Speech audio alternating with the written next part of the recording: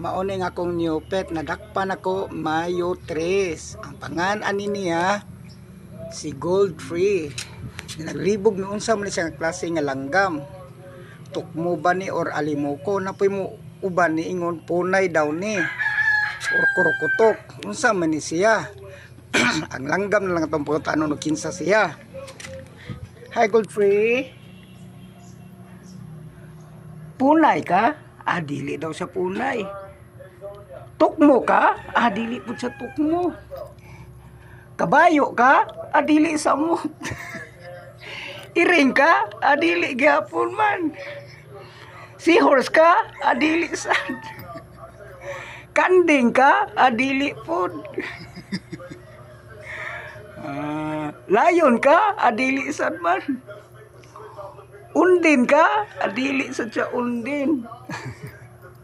Unsa ka ni siya ha? Iring ka? Dili sad siya iring.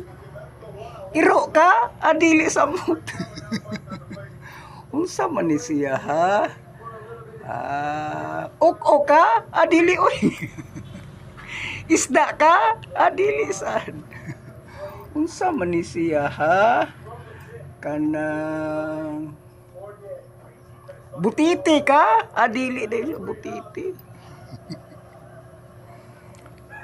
Timos ka? Dili po sa timos. Unsa man ni siya ha? Kanang manok ka? Dili daw siya manok. Tamsi ka? Tamsi ka? Dili oy. Kabayo ka? Samot. Undin ka? Dili mo pod. Iho ka?